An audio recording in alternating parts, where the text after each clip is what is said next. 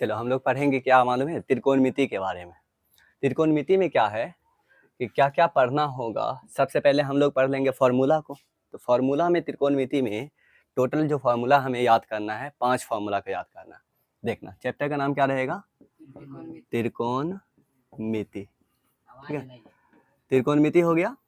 अब त्रिकोणमिति में कितना फॉर्मूला पढ़ना है, 5 फॉर्मूला पढ़ना है। तो 5 फॉर्मूला में देखना कौन कौन सा फॉर्मूला पढ़ना है। टोटल हमें 5 फॉर्मूला पढ़ना है त्रिकोणमिति में, और पांचों फॉर्मूला कैसे निकलेगा उसे प्रूव भी कर दिया जाएगा। ठीक है, अब पांचों फॉर्मूला में हमें ये पता होना चाहिए कि त्रिकोणमिति हम लोग पढ़ते हैं किस त्रिभुज के लिए, है ना। और ये जो त्रिभुज है वो एक समकोण त्रिभुज के लिए पढ़ते हैं। अब समकोण त्रिभुज देखते हैं। पहले तो हम लोग त्रिभुज चैप्टर में देखेंगे। त्रिभुज चैप्टर ऐसे 6ठा अध्याय में पढ़ना होगा, ठीक है ना। और इसमें क्या करना है, त्रिभुज चैप्टर में हमें ये देख लेना है कि कौन कौन सा त्रिभुज पढ़ना है, त्रिभुज का प्रकार देख लेंगे। और अभी त्रिकोणमिति में और फिर त्रिभुज चैप्टर पढ़ेंगे। त्रिभुज में कुछ देखेंगे क्या क्या प्रमेय वगैरह पूछा जाता है। ऐसे त्रिभुज का जो है चैप्टर वो क्लास 9th में पढ़ के आए होंगे। ठीक है, तो यहाँ देखना त्रिभुज में सिंपल सा डेफिनेशन हम लोग जानते हैं। त्रिभुज किसे कहते हैं, हाँ, त्रिभुज जो हम लोग कहते हैं 3 भुजाओं से घिरी हुई बंद आकृति को त्रिभुज कहते हैं। अब 3 भुजा कैसे होगा, तो यहाँ लिखते हैं, क्या लिखेंगे, 3 भुजाओं से घिरी हुई, है ना, घिरी हुई बंद आकृति हो, बंद आकृति को त्रिभुज कहते हैं, त्रिभुज कहते हैं। 3 भुजाओं से घिरी हुई बंद आकृति को क्या कहते हैं, त्रिभुज कहते हैं। आओ देखते हैं, पहचानते हैं त्रिभुज में क्या क्या कैसे कैसे होता है। ठीक है, त्रिभुज में बताना, अगर बोला जाए इसमें कितना भुजा है, 3। देखें यहाँ पर हो गया 1, ये 1 और ये 2 और ये 3, टोटल 3 भुजा हुआ। लेकिन यहाँ पे ये जो है 1 2 3, 3 भुजा तो हो गया, 3 भुजाओं से घिरी हुई, और अब आकृति कैसा होना चाहिए, बंद आकृति होना चाहिए। लेकिन ये बंद नहीं है, तो क्या इसे हम त्रिभुज कहेंगे, तो बोलेंगे इसे त्रिभुज हम लोग नहीं कहेंगे। ठीक है, अब बताना, यहाँ देखो कितना भुजा हो गया, 1 2 3 4। बताओ 4 भुजा है तो बात ही नहीं है त्रिभुज का, क्योंकि त्रिभुज में कितना भुजा होना चाहिए, 3। बताएं, इसको बताओ, ये त्रिभुज है। देखो 1 2 3, 3 भुजा है और कैसा है, बंद आकृति है, तो इसे हम लोग त्रिभुज कहेंगे, इसे हम त्रिभुज नहीं कहेंगे। तो त्रिभुज बहुत सिंपल है, 3 भुजाओं से घिरी हुई बंद आकृति को क्या कहते हैं, त्रिभुज। अब जैसे बनाने का मन हो वैसे बना ले, सिर्फ 3 भुजा होना चाहिए और क्या होना चाहिए, बंद होना चाहिए, घिरा हुआ होना चाहिए, तो उसे हम लोग क्या कहेंगे, त्रिभुज कहेंगे। तो त्रिभुज का सिंपल सा डेफिनेशन क्या बनेगा, 3 भुजाओं से घिरी हुई बंद आकृति को त्रिभुज कहते हैं। क्या इसमें प्रॉब्लम नहीं है। अब त्रिभुज देखते हैं हम लोग बना रहे हैं, तरह तरह का त्रिभुज बन जा रहा है। तो तरह तरह का मतलब कि कुछ न कुछ तो प्रकार होगा त्रिभुज का। तो हम लोग देखेंगे इस त्रिभुज के प्रकार के बारे में। ठीक है, 3 भुजाओं से घिरी हुई बंद आकृति क्या कहते हैं, त्रिभुज किसे कहते हैं, 3 भुजाओं से घिरी हुई बंद आकृति को त्रिभुज कहते हैं। त्रिभुज देखना, देखो क्या इसे हम त्रिभुज कह सकते हैं, कह सकते हैं, बताए, त्रिभुज का नाम दे देते हैं, ए बी और सी। बता, एक भुजा ये हुआ, दूसरा भुजा ये हुआ, तीसरा भुजा ये हुआ। तो टोटल बताएं त्रिभुज में अगर पूछा जाए भुजा कितना होता है, तो बोलेंगे भुजा जो होता है त्रिभुज में 3 होता है। ठीक है, अब यहाँ पे ये देखें, ये पहला भुजा, ये दूसरा भुजा, तो दो भुजाएं जहां पर मिलती है, ठीक है, उसे हम लोग शीर्ष कहते हैं। क्या कहते हैं, शीर्ष। तो इस तरीका से अगर पूछा जाए त्रिभुज में 1 शीर्ष, 2 शीर्ष और 3 शीर्ष, तो बताएं त्रिभुज में शीर्ष कितना होता है, 3 शीर्ष होता है। भुजा कितना होता है, 3। शीर्ष कितना होता है, 3। बताएं 2 भुजाओं के बीच का जो झुकाव होता है उसे हम लोग कोण कहते हैं। तो त्रिभुज में पूछा जाए कितने कोण होते हैं, तो कोण भी कितना होता है, 3 होता है। ठीक है, समझ में आ गया ना। त्रिभुज में कितने भुजाएं, 3 भुजाएं, कितने शीर्ष, 3 शीर्ष, कितने कोण, 3 कोण होते हैं। क्या इसमें दिक्कत नहीं है। अगर हम लोग मान ले कि इस कोण को नापेंगे, क्या करेंगे, मापेंगे, तो देखो इसको मापेंगे, इसको मापेंगे और इसको मापेंगे। त्रिभुज के तीनों कोणों का योग, तीनों कोणों का योग, त्रिभुज के तीनों कोणों का योग के बारे में बात किया जाए तो कितना होगा, 180 डिग्री होगा। तो पूछा जाए त्रिभुज के तीनों कोणों का योग कितना होता है, 180 डिग्री होता है। क्या त्रिभुज के बारे में छोटा सा इंफॉर्मेशन समझ में आ गया ना। त्रिभुज बताएं किसे कहते हैं, तीन भुजाओं से घिरी हुई बंद आकृति को त्रिभुज कहते हैं। त्रिभुज में कितने भुजा होते हैं? तीन। कितने शीर्ष होते हैं? तीन। कितने कोण होते हैं? तीन। तीनों कोणों का योग कितना होता है? 180 डिग्री। क्या ये समझ में आ गया? अब क्या पढ़ेंगे? त्रिभुज के प्रकार। ठीक है, अब त्रिभुज का प्रकार देखेंगे। और तो पहले देखेंगे भुजा के आधार पर। ठीक है, तो लिखेंगे भुजा के आधार पर, भुजा के आधार पर त्रिभुज के प्रकार। त्रिभुज के प्रकार बता, भुजा के आधार पर त्रिभुज कितना प्रकार का होता है? तो याद रखना, भुजा के आधार पर त्रिभुज तीन प्रकार के होते हैं। ठीक है, 1, 2 और 3। अगर पूछा जाए भुजा के आधार पर त्रिभुज कितना प्रकार का होता है, तो 3 प्रकार का होता है। तो देखें यहाँ पर क्या होता है। हो सके अगर हम त्रिभुज खींच रहे हैं, ठीक है ना, तो त्रिभुज के तीनों भुजाएं बराबर हो। जैसे ये जितना बड़ा हो, ये भी उतना ही बड़ा हो, ये भी उतना ही बड़ा हो। नाम दे देते हैं A, B, C। ये भुजा जितना बड़ा हो, ये भी भुजा उतना ही बड़ा हो, और ये भी भुजा उतना ही बड़ा हो। तो तीनों भुजा क्या है? बराबर बराबर। तो हम लोग इस त्रिभुज को बोलेंगे सम, ठीक है, बाहु त्रिभुज। क्या बोलेंगे? सम बाहु त्रिभुज। तो बताएं, सम मनी हो गया समान, बाहु मनी हो गया भुजा। तो जिस त्रिभुज के तीनों भुजाएं क्या हो? समान हो, उस त्रिभुज को क्या कहेंगे? समबाहु त्रिभुज। डेफिनेशन में कोई दिक्कत नहीं है, और इसमें डेफिनेशन याद करने वाली बात नहीं है, तो आराम से याद हो जाएगा। ठीक है ना। जिस त्रिभुज की तीनों भुजाएं बराबर हो, उसे हम लोग समबाहु त्रिभुज कहते हैं। ठीक है, अब बताएं, तीनों भुजा बराबर हो गया, लेकिन दूसरा देखें, है ना, A, B, C। यहाँ क्या हो रहा है? ये बराबर है और ये बराबर है, और ये जो है अलग है। देखो 3 बार काटे हैं। अगर जिस त्रिभुज के दो भुजाएं बराबर हो, तो क्या बोलेंगे? सम द्विव। द्विव माने क्या हो गया? 2। सम द्विव, और क्या बोलेंगे? बाहु और त्रिभुज। ठीक है, तो जिस त्रिभुज की दो भुजाएं बराबर हो, समद्विव बाहु त्रिभुज। जिस त्रिभुज की तीनों भुजाएं बराबर हो, समबाहु त्रिभुज। और जिस त्रिभुज की दो भुजाएं बराबर हो, समद्विव बाहु त्रिभुज। अब क्या होगा? हो सके एक भी भुजा बराबर नहीं हो, तो तीसरा जो हम लोग पढ़ने वाले हैं, ये जो तीसरा 3 नंबर वाला, ठीक है, तो इसको देखेंगे हम लोग एक भी भुजा बराबर नहीं करने वाले। ठीक है, तो यहाँ बताएं, ये अलग है, ये अलग है, और ये अलग है। तो जिस त्रिभुज की तीनों भुजाएं अलग अलग हो, उसे हम लोग बोलेंगे विषम बाहु त्रिभुज। तो बताएं, भुजा के आधार पर त्रिभुज कितने प्रकार के होते हैं? 3। कौन कौन? समबाहु, समद्विबाहु और विषमबाहु। अगर पूछा जाए समबाहु त्रिभुज किसे कहते हैं, तो बोलोगे जिस त्रिभुज की तीनों भुजाएं बराबर हो, समबाहु। समद्विबाहु त्रिभुज किसे कहते हैं? जिस त्रिभुज के दो भुजाएं बराबर हो, समद्विबाहु। और जिस त्रिभुज के एक भी भुजा बराबर ना हो, विषमबाहु। तो क्या भुजा के आधार पर त्रिभुज कितने प्रकार के होते हैं? 3 प्रकार के होते हैं। तो क्या इसमें कोई दिक्कत भी है? अब हम लोग देखेंगे कोण के आधार पर त्रिभुज के प्रकार। ठीक है, अब क्या करेंगे? कोण के आधार पर त्रिभुज के प्रकार देखेंगे। ठीक है, तो देखो यहाँ पर लिखेंगे कोण के आधार पर त्रिभुज के प्रकार। ठीक है, कोण के आधार पर त्रिभुज के प्रकार, इसके भी 3 प्रकार होते हैं। कोण के आधार पर त्रिभुज कितने प्रकार के होते हैं? 3।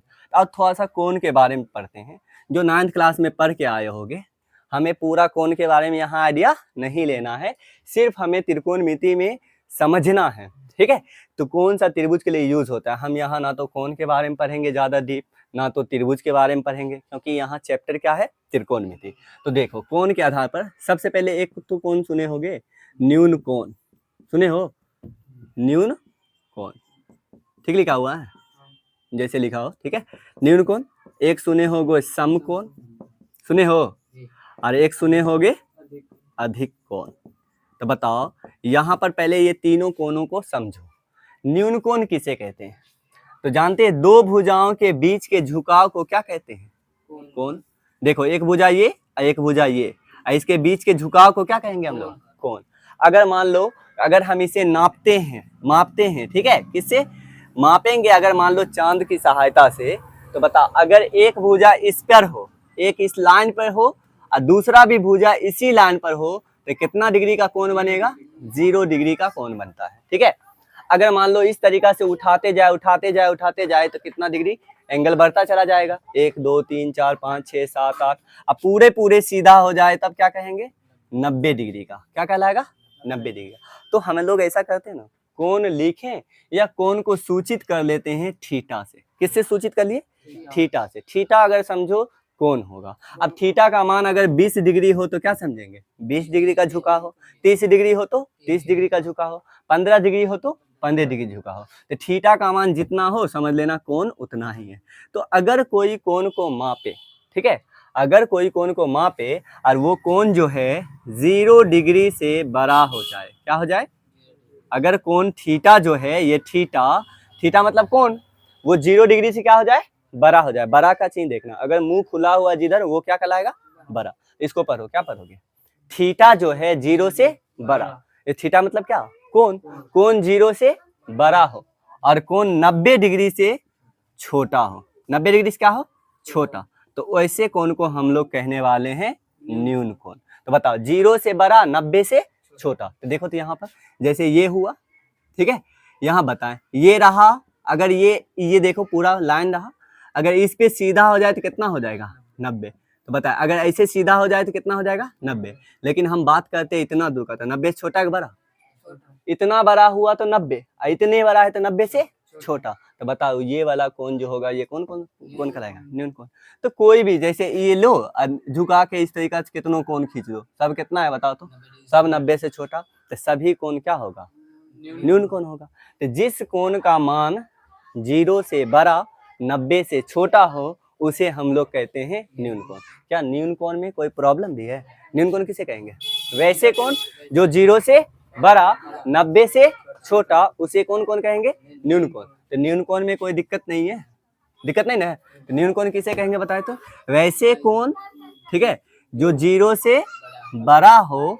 तो हम बोल सकते हैं अगर थीटा जो है वो 0 से बड़ा हो और 90 से छोटा हो तो उसे हम लोग कहने वाले हैं न्यून कोण। अब समकोण किसे कहेंगे? तम सिंपल है, थीटा जो हो वो 90 डिग्री के बराबर हो। तो 90 डिग्री के बराबर का मतलब समझ आ रहा है ना? देखो ये लाइन रहा एकदम सीधा सीधा रहेगा, एकदम 90 डिग्री। तो बताइए कौन सा कोण हुआ? 90 डिग्री। तो 90 डिग्री वाला है तो कौन सा कोण कहलाएगा? समकोण। तो याद हो गया? बताओ न्यून कोण किसे कहेंगे? जो 0 डिग्री से बड़ा 90 डिग्री से छोटा कौन कहलाएगा? न्यून कोण। समकोण किसे कहेंगे? जो 90 के बराबर हो। अब अधिक कोण किसे कहेंगे? देखो पूरा हो गया तो 180 डिग्री कोण हो गया। अगर ये मान ले पूरा ऐसे इस तरीका से फैलाए, इसको ऐसे फैला दिए तो इतना दूर कोण कितना होगा? और ये कितना डिग्री का हो गया? 90 डिग्री। तो 90 डिग्री से बड़ा और 180 से छोटा। बताए अगर इधर से ई वाला रेखा को और झुका दे ऐसे करके ऐसे, तो बताए ये कितना हो गया? 90 से बड़ा नहीं होगा? अब पूरी भी तो नहीं फैला है, तो ये कौन सा कोण कहला जाएगा? अधिक कोण। तो वैसे कोण जो कितना हो? 90 से बड़ा।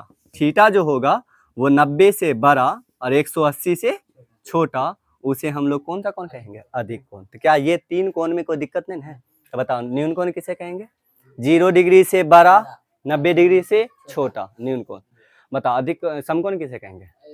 90 डिग्री हो समकोण। अधिक कोण किसे कहेंगे? 90 से बड़ा 90 से बड़ा और 180 से छोटा। तो ये समझने में कोई दिक्कत नहीं है।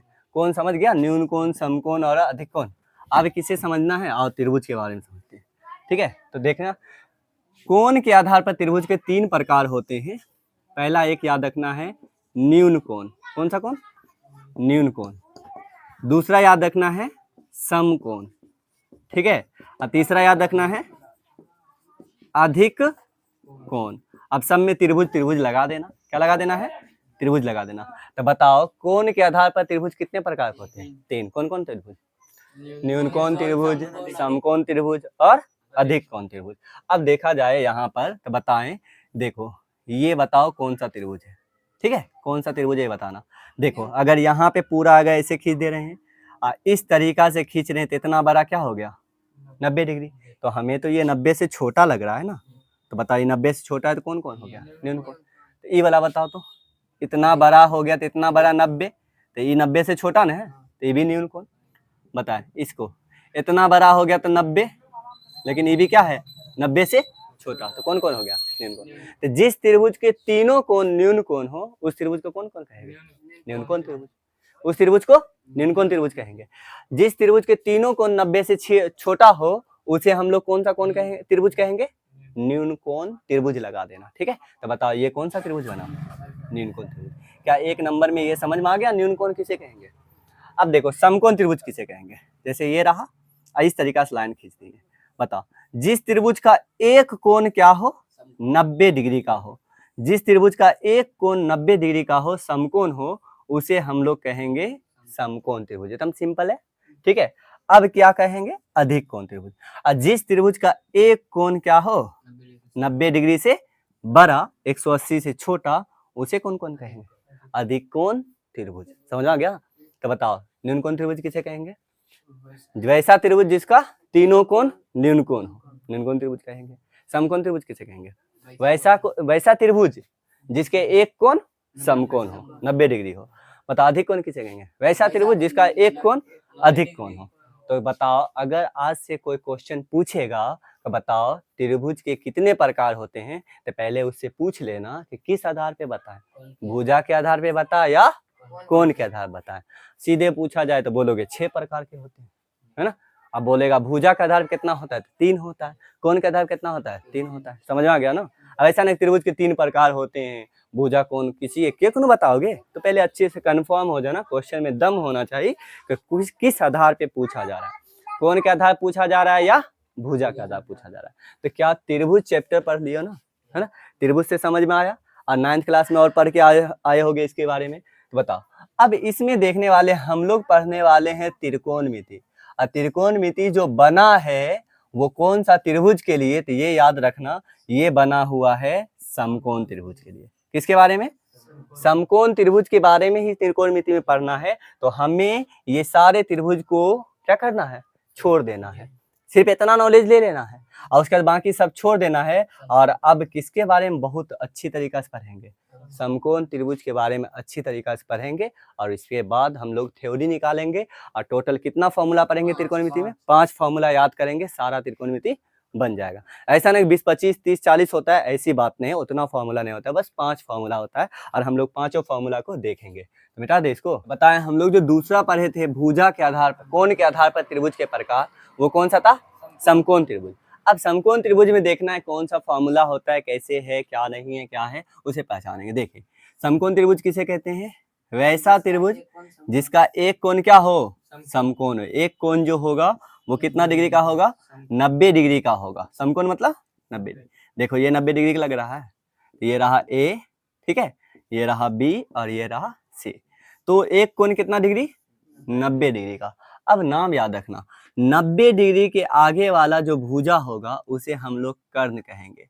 इंग्लिश में हाइपोटेनस, तो हम इसे एच से सूचित कर दे रहे हैं। ठीक है, हाइपोटेनस होता है, एच से सूचित कर दे रहे हैं। कोई दिक्कत भी है? बता समकोण त्रिभुज में कर्ण किसे कहेंगे? 90 डिग्री के आगे वाले को कर्ण कहेंगे। 90 डिग्री का आगे वाले को कर्ण कहेंगे। कर्ण के बारे में याद रखना कि समकोण त्रिभुज की सबसे बड़ी भुजा कर्ण ही होती है। कर्ण सबसे बड़ी हो सकती है या किसी के बराबर भी हो सकती है, तो लेकिन समकोण त्रिभुज में सबसे बड़ी भुजा क्या होती है? कर्ण होता है। इसका मतलब ये हो गया बड़ा वाला, ठीक है ना। तो समकोण त्रिभुज में सबसे बड़ी भुजा कर्ण। अब ये दोनों का नाम क्या रखोगे? ठीक है, तो इसका नाम हम रखने वाले हैं आधार। क्या रखेंगे? आधार। और इसका एक और नाम रखेंगे, क्या रखेंगे? लंब। इसका मतलब इसका क्या नाम रखोगे? 2, आधार भी और लंब भी। इसका क्या नाम रखोगे? इसका भी नाम रखो। इसका भी रखोगे आधार और एक और नाम क्या रखोगे? लंब। तो बताओ इसमें क्या है जो फिक्स है?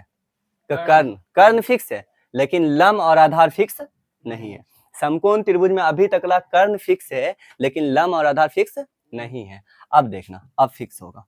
ये तो पहला रहा, अब यहाँ पे हम लोग देखते हैं दूसरा का। बताओ ये रहा समकोण त्रिभुज, ठीक है। तो बता ये क्या हुआ? कर्ण, एच हो गया, कर्ण हो गया। अब बताना, अब बोला जाएगा ये क्या है? अभी लंब और आधार दोनों। और ये क्या है? लंब आधार दोनों। आधार किसे कहेंगे? जिस पे त्रिभुज क्या हो? अटका हुआ हो। तो अभी अगर बात किया जाए, ई लग रहा है अटका हुआ है, लेकिन अगर इसी को ऐसे करके उठा देंगे तो हमें लगेगा क्या? बताओ, अगर इसको ऐसे कर दें तो ये तो एच हो जाएगा, अब ये वाला पार्ट ऊपर चला जाएगा। तो इसका मतलब अब बताओ ई हो गया लंब, जैसे ये आधार था, आधार क्या बन गया? लंब। तो हमें क्या होगा? देखना होगा कहाँ से देखने पर क्या आधार बनेगा। अगर बोला जाएगा इस कोण के बारे में बता, कोण को किससे? थीटा। तो इस कोण के बारे में बताओ कि लंब कोण है, तो याद रखना थीटा के सामने वाले जिस कोण के लिए पूछा जाए ई कोण के लिए लंब क्या है तो बताना इसके सामने वाले। ई क्या हो गया? लंब हो गया। क्या हो गया? लंब को इंग्लिश में परपेंडिकुलर कहते हैं, तो क्या हो गया? ही हो गया। समझ में आ गया ना? तो जो बच गया उसे क्या कहोगे? आधार कहोगे, तो ये हो गया बेस हो गया। तो बताओ, बहुत सिंपल है ना, समझ में आ गया ना? अब बताना इसमें पहचानो, अगर ई कोण के लिए कहे, ई कोण के लिए कहे तो लंब ये, ठीक है, तो जो बच गया आधार।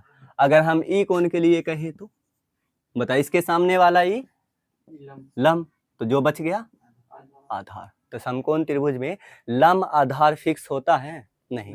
कर्ण क्या होता है? फिक्स है। समकोण के आगे वाले को कर्ण बोलेंगे। तो लंब आधार का टेंशन नहीं लेना है, उसको क्या करना है, जिस कोण के लिए पूछेगा बता देना। बता ई कोण के लिए लंब कौन हो जाएगा?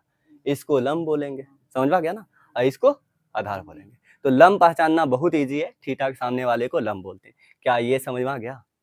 कोई दिक्कत नहीं ना? समकोण त्रिभुज में एक फॉर्मूला भी होता है, ठीक है, तो हम जानते बड़ा कौन है बता तो? हाँ, बड़ा एच है, तो हम बोलेंगे बड़का का स्क्वायर कर दो, और छोटा कौन है? पी। अरे और क्या है? बी। तो दोनों छोटका के स्क्वायर कर दो और जोड़ दो।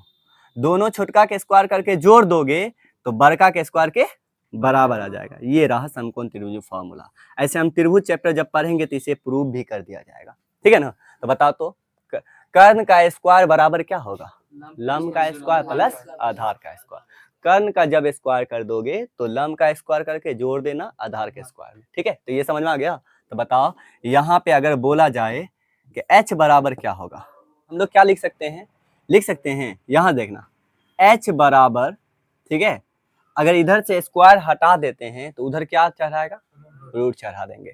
तो यहाँ हो जाएगा p square plus b square. बताओ बड़का बराबर क्या होगा? रूट अंडर दोनों छोटका का स्क्वायर, ठीक है, करके जोड़ देना।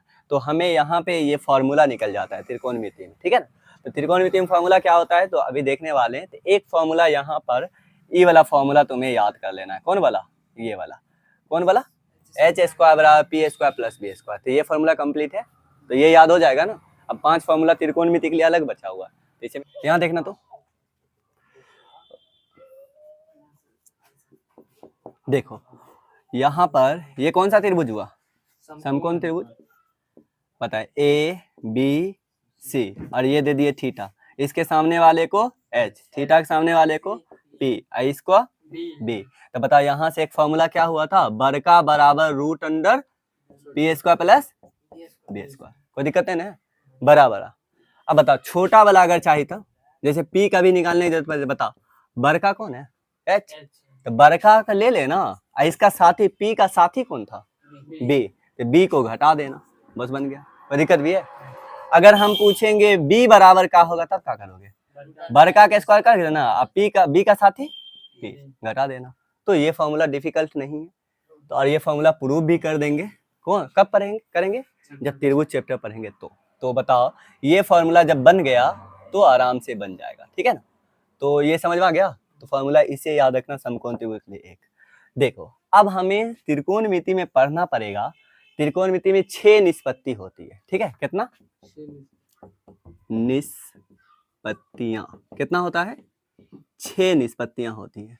अब देखो 6 निष्पत्तियां कौन कौन सा होता है? एक होता है साइन। क्या होता है? साइन। एक निष्पत्तियां होता है साइन। दूसरा होता है कोसाइन। क्या होता है? और तीसरा होता है टेंजेंट। क्या होता है?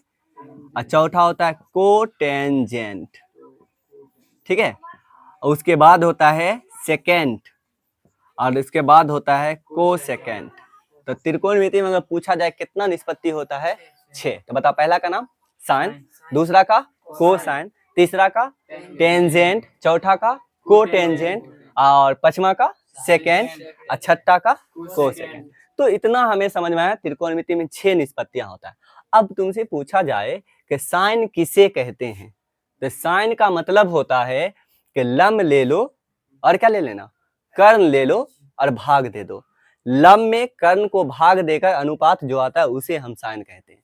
अब यहाँ पे आई बात कि लंब और कर्ण, क्या बताना? तो लंब पी और कर्ण क्या? एच। तो समकोण त्रिभुज में जब लंब और कर्ण पहचानने जाएंगे तो कर्ण को तो आराम से पहचान लेंगे हम। कर्ण किसको कहते हैं? हाँ, समकोण त्रिभुज के आगे वाले को कर्ण कहते हैं। पहचान लेंगे ना, लेकिन पी नहीं पहचान पाएंगे, लंब नहीं पहचान, तब बोलेंगे बताओ किसका लंब बताएं, है ना, इधर वाला का लंब बताए या उधर वाला का लंब बताएं, तब तुम्हें बताना होगा कि थीटा वाला का लंब बताओ, ई कोण के लिए लंब बताओ। तो साइन किसका साइन चाहिए? तो थीटा का साइन चाहिए। तो थीटा का साइन बताना, इसका साइन निकालो, इसके सामने वाले पी, ठीक है, और नीचे कौन है? एच, बस बन गया। तो बता साइन क्या, ये थीटा क्या बताता है? गुना है यहाँ पर। थीटा सिर्फ ये बताता है कि साइन किसका साइन चाहिए, ठीक है, किसका साइन चाहिए? थीटा का साइन चाहिए। तो थीटा का साइन मतलब थीटा, थीटा के सामने वाले पी, तो पी तो पहचान लिए, एच पता चल गया। क्या कोई दिक्कत भी है? अब आ गया कोसाइन। कोसाइन किसे बोलते हैं मालूम है? बी ले लेना, ऊपर क्या लेना? बी, और नीचे फिर एच रखना। एच को पहचानना इजी, बी कैसे पहचानेंगे? तो किसका बी चाहिए? तो बोलना थीटा का। तो थीटा के सामने वाले पी, तो बी जो बच गया वो हो गया बी। तो बताना कोसाइन और थीटा लगा देंगे तो क्या हो गया? बी बटा एच। बताओ सिंपल है ना, है ना। अब बताओ अब क्या चाहिए? टेंजेंट।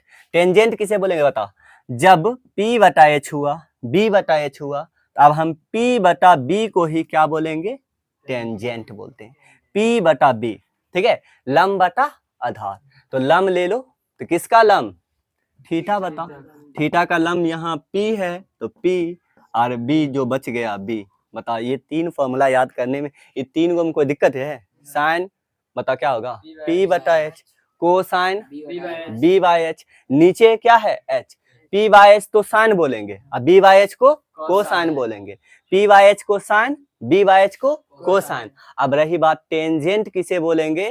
तो h को नीचे से गायब करो, ऊपर p नीचे b। तो बता तीन फॉर्मूला, ये तीन फॉर्मूला मत समझना, सिर्फ समझो तीन चीज समझ में आ गया, p by H, b by H और p बाय b। तो बता अब यहाँ पे ये याद रखना, टेंजेंट का उल्टा होता है कोटेंजेंट। थीटा लगा दें किसका? तो पलट दो, क्या हो गया? b by p, b by p। और सेकेंड किसका होता है मालूम है? कोसाइन का, इसको उलट दो, h बाय b। सेकेंड किसका होता है? इसका, तो इसको बोलेंगे हम लोग, थीटा लगा दें, h बाय p। तो इसे हम लोग बोलेंगे फॉर्मूला 1। कितना हो गया? तो क्या त्रिकोणमिति में एक फॉर्मूला समझ में आ गया? किसे कहते हैं, कैसे निकलता है, क्या कोई दिक्कत भी है? तो फॉर्मूला 1 समझ में आ गया। तो बताओ क्या होता है? पहला साइन, साइन का फॉर्मूला बताओ, p बाय एच। कोस का क्या होता है? b by H. टेन का क्या होता है? p by b। साइन का पूरा नाम SIN, साइन, कोसाइन, टेंजेंट। तो साइन का p बाय एच, कोसाइन का b बाय एच, ठीक है, और टेंजेंट का क्या हो गया? p by b। तो फॉर्मूला 1 ये रहा। अब हमें इस फॉर्मूला क्या करना है? प्रैक्टिस करना है ताकि याद हो जाए। एक तो इसे याद रखना और एक इसे याद रखना। इस समकोण त्रिभुज का फॉर्मूला हो गया, आई त्रिकोणमिति का पहला फॉर्मूला कंप्लीट हो गया। कोई दिक्कत भी है? तो टोटल कितना फॉर्मूला याद करना है? 5। अभी देखेंगे पांचों फॉर्मूला मिटा दें। बताओ तो पहला फॉर्मूला क्या बताए हैं? देखो साइन, SINE, साइन, और थीटा लगा देंगे, किसका साइन? तो p तो पहचानने में दिक्कत हो रहा था, इसीलिए थीटा के सामने वाला जो भी होगा p बाय एच। कोसाइन बताओ तो क्या होगा? क्या होगा? b by H. और एक क्या था? टेंजेंट, टेंजेंट थीटा क्या होगा? p by b। p ऊपर वाला, b नीचे वाला, समझ आ गया ना? तो ये याद रखना। तो अब बताओ, अब इस सब का उल्टा याद करना है। क्या याद करना है? तो टेंजेंट का उल्टा बताओ क्या होता है? कोटेंजेंट। अब बताओ थीटा लगा दो तो इसको पलट दो, क्या हो जाएगा? b by p। उल्टा याद है, समझ में आ गया ना? अब बताओ कोसाइन का उल्टा क्या होगा? सेकेंड। और थीटा लगा दो, क्या होगा? h by b। अब बताओ साइन का उल्टा? कोसेकेंड, कोसेकेंड, कोसेकेंड, थीटा लगा दो, क्या हो जाएगा? h by p। तो यहाँ तक कोई दिक्कत भी है? नहीं। तो ये फॉर्मूला कितना हो गया? पहला फॉर्मूला। अब दूसरा फॉर्मूला हमें याद करना है, ठीक है। तो पहले तो ये समझ लो कि हमें अब क्या करना है, बार बार जब मैथ बनाए, कोटेंजेंट, सेकेंड, कोसेकेंड, टेंजेंट, इतना बड़ा लिखेंगे तो पता चलेगा मैथ में क्या होगा, कॉपिए भर जाएगा ना। इसीलिए हमें इसका छोटा नाम याद करना होगा। तो देखो साइन को SINE होता है ना, साइन, तो इसको हम लोग बोलेंगे SIN, साइन। समझ आ गया। और थीटा तो समझ में आइए ना, थीटा सिर्फ ये बताएगा किसका साइन, तो साइन का छोटा नाम बता दो, SIN साइन, ठीक है। बता, उसके बाद होगा कोसाइन, क्या होगा, कोसाइन का छोटा नाम जानते हो, सिर्फ कोस, 3 को ले लेना, ठीक है। अब बता दूसरा क्या होता है, टेंजेंट, टेंजेंट का क्या होता है छोटा मालूम है, ओनली 10। उसके बाद क्या आएगा, कोटेंजेंट, कोटेंजेंट का क्या होगा मालूम है, ओनली कोट। उसके बाद क्या आएगा, सेकेंड, और सेकेंड का क्या होगा मालूम है, सेक। और उसके बाद आएगा कोसेकेंट, और कोसेकेंट का क्या होगा मालूम है, कोस लिख देंगे, 3 को ले लेंगे तो पहले कोस लिखे हुए, इसीलिए कोसेक लिखना होगा। क्या कोई दिक्कत नहीं। तो हम यहाँ पे ये जानते हैं कि साइन का छोटा साइन, कोसाइन का कोस, टेंजेंट का टेन, कोटेंजेंट का कोट, सेकेंड का सेक, और कोसेकेंट का कोसेक। ये छोटा छोटा नाम हुआ। तो बताओ साइन का उल्टा, साइन का उल्टा, देखो साइन का उल्टा कोसेकेंट होता है ना, साइन का उल्टा कोसेकेंट, तो साइन का उल्टा बताओ तो कोसेक, कोसेक। बताओ कोस का उल्टा सेक, क्या होता है, और टेन का उल्टा कोट। क्या उल्टा याद हो जाए, उल्टा याद हो जाए तो हमें ये 3 याद करना होगा, बाकी पलट देंगे, काम बन जाएगा। साइन का उल्टा कोसेक, कोसाइन, कोस का उल्टा सेक, टेन का उल्टा कोट। क्या उल्टा याद हो गया, यहाँ तक कोई दिक्कत नहीं है। तो अभी फॉर्मूला कितना पढ़े हैं, मात्र एक फॉर्मूला पढ़े हैं, ठीक है। एक उल्टा याद कर लेना, काम बन जाएगा, ठीक है। तो चलो आप फिर देखते हैं, इसे मिटा दें। बताना तो दूसरा में देखना है हमें। बता साइन का उल्टा बताना, थीटा लगा दें, थीटा सिर्फ ये बताएगा किसका साइन। बता साइन थीटा का उल्टा अगर बात किया जाएगा तो बोलोगे कोसेक थीटा, नहीं बोलोगे। और टेन थीटा का उल्टा बोला जाएगा तो नहीं, पहले बताना कोस, कोस थीटा का उल्टा बोला जाए तो क्या बोलोगे, सेक थीटा, सेक थीटा। और टेन थीटा का उल्टा बोला जाए तो कोट थीटा, कोट थीटा। क्या ये तीनों में कोई दिक्कत भी है, उल्टा याद हो गया, साइन का कोसेक, कोस का सेक, और टेन का कोट, उल्टा। लेकिन जब 8वां क्लास में पढ़े होगे व्युत्क्रम, पढ़े उल्टा, 2/3 का उल्टा क्या होता है, 3/2। एक चीज हम जानते हैं, उल्टा से गुना करोगे ना तो आंसर कितना आता है, 1 आता है। बताना -5/3 का उल्टा -3/5, माइनस माइनस प्लस, 3 3 5 5 गया, आंसर कितना है। एक चीज तो समझ में आया, उल्टा से गुना करोगे तो आंसर 1 आएगा। तो तुम यहाँ पे ये नहीं बोल सकते हो क्या, साइन थीटा गुना कोसेक थीटा, अब बराबर कितना 1। बताओ कोस थीटा का उल्टा सेक थीटा, गुना करने पर 1, और टेन थीटा का उल्टा कोट थीटा, और गुना करने पर 1। क्या समझ में आ गया, ये हो गया दूसरा फॉर्मूला। क्या फॉर्मूला दूसरा, हमको त्रिकोणमिति में कितना फॉर्मूला बोले, 5 याद करो, दूसरा फॉर्मूला निकल गया। टोटल 3 फॉर्मूला और बच्चा है त्रिकोणमिति में, उसके बाद एक भी फॉर्मूला नहीं और याद करना है। तो समझ में आ गया, साइन थीटा गुने कोसेक थीटा बराबर 1, कोस थीटा गुना सेक थीटा बराबर 1, टेन गुना कोट 1। समझ आ गया। अब यहाँ पे ऐसे थीटा है तो अगर यहाँ पे ऐसे दे देगा साइन 30 डिग्री और गुना कोसेक 30 डिग्री, बता कितना होगा, cosec 30 degree, sine sine sine sine cosec उल्टा, और यहाँ देखो थीटा यहाँ पे 30 है और यहाँ पे भी थीटा 30 है, तो इसका मतलब तो यही तो है, साइन 30 डिग्री का उल्टा क्या होगा, कोसेक 30 डिग्री। तो बराबर कितना लिखोगे, 1 लिखोगे। भारी लगा, इजी है। बताओ टेन 45 डिग्री और गुना कोट 45 डिग्री, कितना होगा, 1 होगा। खाली देखो टेन का उल्टा कोट, लेकिन एंगल के भी जगह देख लेना सेम होना चाहिए, जैसे यहाँ थीटा है तो यहाँ भी थीटा। क्या दूसरा फॉर्मूला याद करने में कोई दिक्कत भी है। पहला फॉर्मूला क्या पढ़े थे, साइन थीटा बराबर P/H, कोस थीटा बराबर B/H, टेन थीटा बराबर P/B। अब कोसेक थीटा बराबर पूछ दे तो जानते हैं साइन थीटा बराबर P/H, तो कोसेक थीटा बराबर क्या होगा, H/P ना होगा। उल्टा बोल देना है, उल्टा खाली उल्टा याद करना है और उल्टा बोल देना, समझ में आ गया ना। तो हमें यहाँ पर कितना फॉर्मूला हो गया, 2 फॉर्मूला हो गया। क्या समझने में कोई दिक्कत भी है।